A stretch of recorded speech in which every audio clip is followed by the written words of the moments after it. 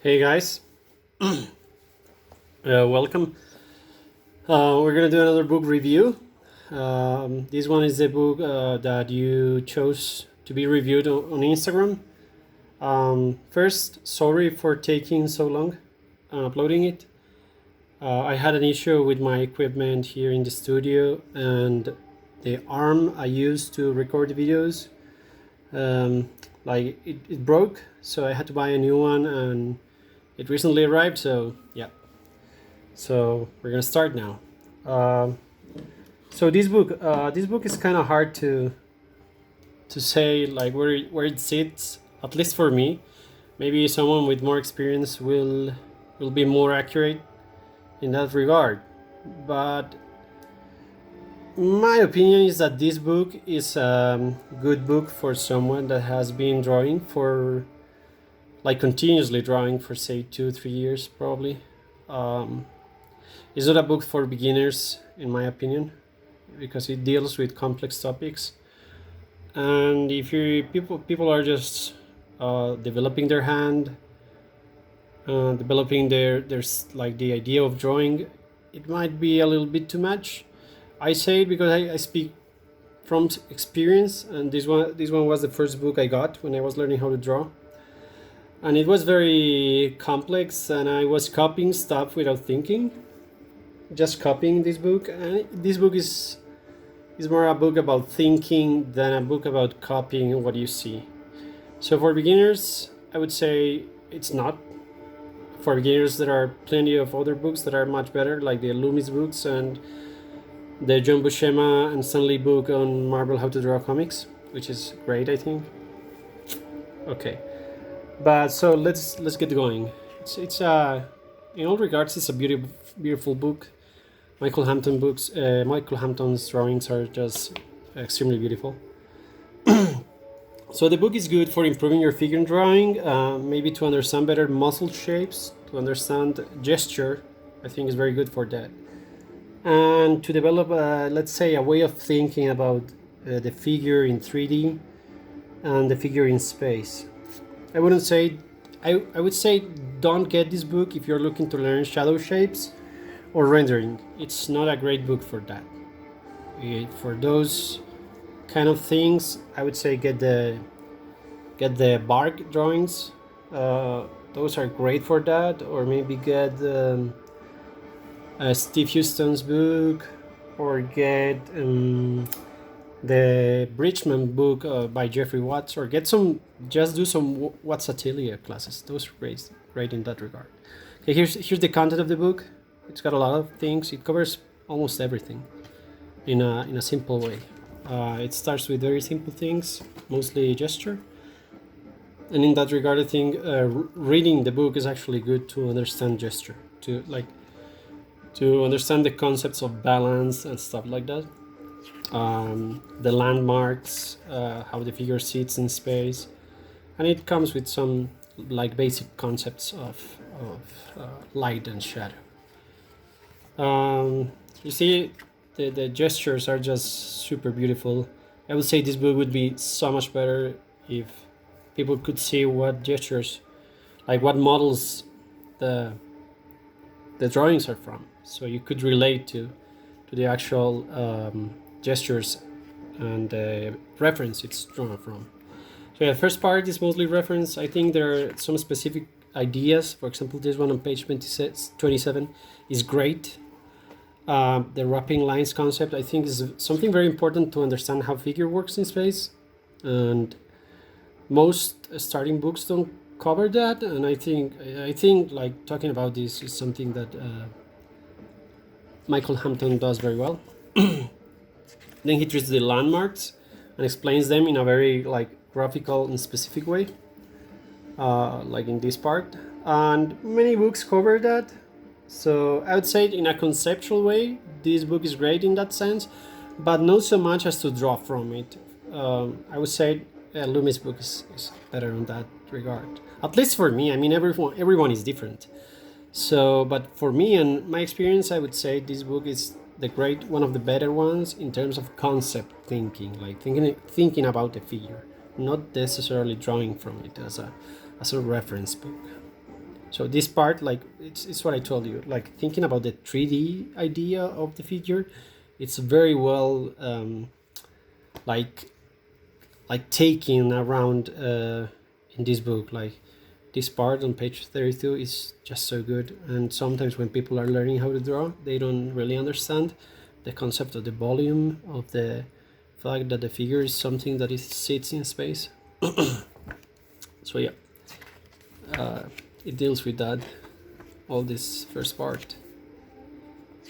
Then it goes to this part, which I think it's something that you can also learn in the Peter Hans dynamic sketching book or dynamic sketching class. And this part on page 50, I think is golden, and it's something that doesn't even relate to figure drawing necessarily, but that covers almost everything in that you can draw.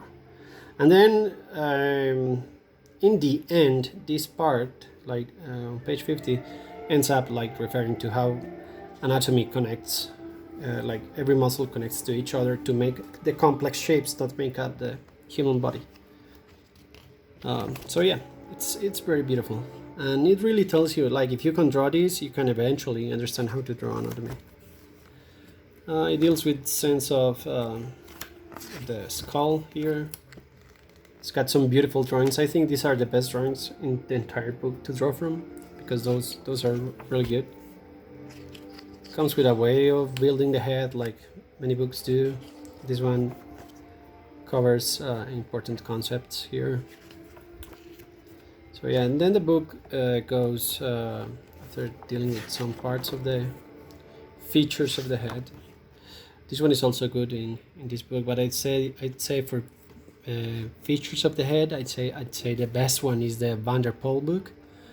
But that book is so hard to find. Like the one you get online at Amazon, and the most massive one and easy to find. I'd buy it, but I wouldn't say it's the best one to draw from because the quality is not so good. And then maybe in Books A Million or 8 Books, you can find the 1919 edition or the 1921 edition by Inland Press. I'd say that's the one you should get. It runs like for about $70 online, so the price is side. But then on archive.org, I'm gonna leave the link here. You can find a very super with high fidelity scan of the Van der Poel book, because the Van der Poel book is open to the public. It doesn't have an IP registration because the guy died a long time ago. So you can actually draw from that archive.org scan, which you can visualize very easily on the website. And that's one of the better ways to learn how to draw the features. You can also add some other books like this one, but that one is free and you can just open it on your internet browser and draw from it. I've drawn a lot from that one. I think it's so good to understand how to draw the head. This one is also good, but I don't think it's for beginners. Because if you see this as a beginner, you just see something, oh, that's such a cool drawing, but the most basic concepts are not so properly laid down in there. When you just see it as someone that has drawn for some time, you understand it better. Okay, so it goes from there, and then it goes to anatomy. I think this is the part where this book shines most, because it lays down, as I said, in a conceptual way, the anatomy of the body and how to understand the most basic shapes. Where do they start? Where do they insert all the muscles? And then it color codes them in a very, I don't know how to say, in a very I don't know how to say in English, to be honest. Like in a very easy to understand way, like a very methodical, I would say. So yeah. And then they show the anatomy tools figure you guys should get. I still have to get that one.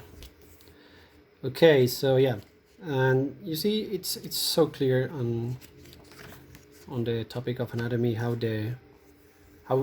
muscles can be simplified in shape. Oh shit! I just dropped my glass of Coke. Okay, no problem. Things happen. This is a very raw video and a natural video. Okay, so yeah, you see, it's a great book to understand simplification of anatomy.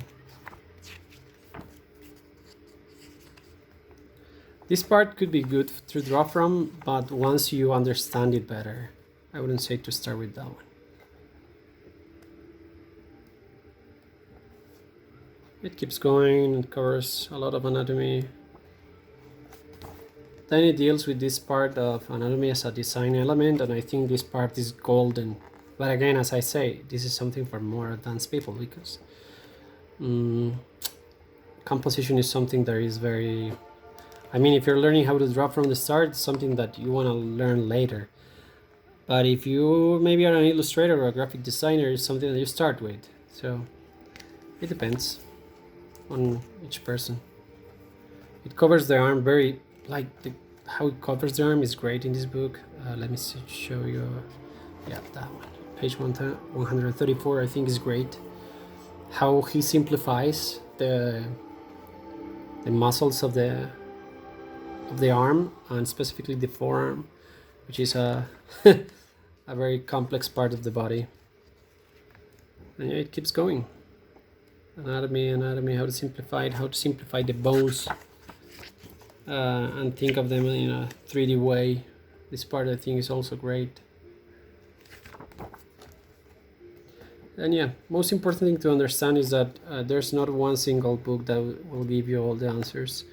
And all the answers, you will not necessarily find them other than finding them through your own drawing experience, through just doing the work. And as you do the work, you will start understanding better all these books and all the reference material you can find on the internet. The finger, the hand.